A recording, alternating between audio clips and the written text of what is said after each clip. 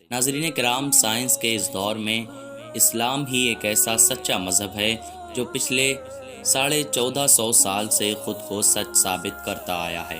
پچھلے کئی سالوں میں نئی تحقیقوں سے یہ بات ثابت ہوتی رہی ہے کہ آج کی سائنس وہی کچھ بیان کر رہی ہے جو اسلام نے تقریباً 1450 سال پہلے بیان کر دیا تھا۔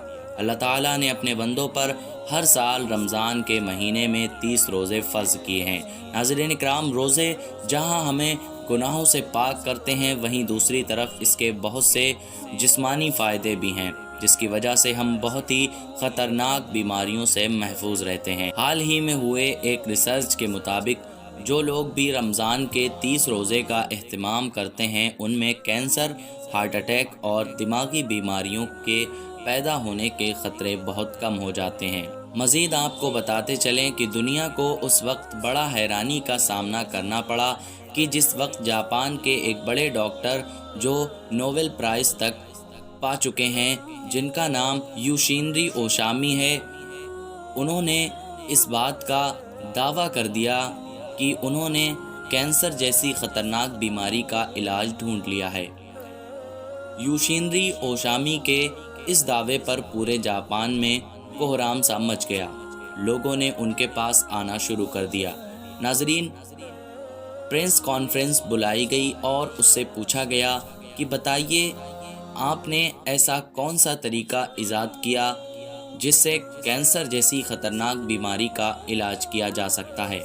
جاپان کے نوبل پرائز ڈاکٹر نے ان لوگوں سے کہا کہ اس کا طریقہ یہ ہے کہ آپ خود کو بھوکا رکھیے، کیونکہ جب آپ خود کو بھوکا رکھیں گے تو آپ کا جسم جب بھوکا رہے گا تو بھوک کی وجہ سے آپ کے جسم میں زہریلے جراثیم اور وائرس ختم ہونے لگتے ہیں۔ انہوں نے کہا کہ کینسر کی وجہ سے آپ کے جسم میں موجود سیلز اور کوشکائیں کمزور ہو جاتی ہیں اور ان میں زخم پیدا ہونا شروع ہو جاتے ہیں۔ ایسے میں جب آپ بھوکے ہوتے ہیں تو بھوک کی شدت کی وجہ سے آپ کا شریر ان کمزور سیلز کو کھانا شروع کر دیتا ہے اور ان کی جگہ نئے سیلز اور کوشکائیں پیدا ہونے لگتی ہیں۔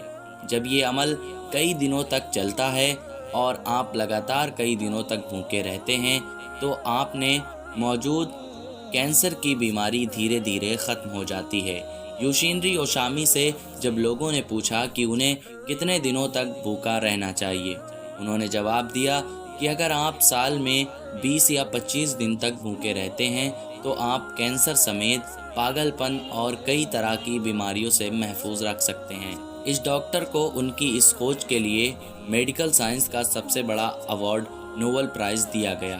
لیکن ناظرین کرام، اسلام نے تو آج سے 1450 سال پہلے ہی جب مسلمانوں پر 30 دن کے روزے رکھنا فرض قرار دیا تھا، اے میرے رب، ہمیں آج سمجھ آیا کہ مومن پر 30 دن کے روزے کیوں فرض کیے گئے ہیں، اور ہمیں آج ہی یہ بات بھی سمجھ آئی کہ میرے پیارے نبی صلی اللہ تعالیٰ علیہ وآلہ وسلم نے یہ کیوں فرمایا تھا کہ ہر چیز کی زکوٰۃ ہے اور جسم کی زکوٰۃ روزہ ہے۔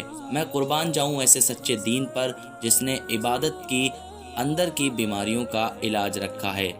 ہمیں اس رب کا شکر گزار ہونا چاہیے کہ اس نے ہمیں رمضان جیسی عظیم نعمت عطا فرمائی۔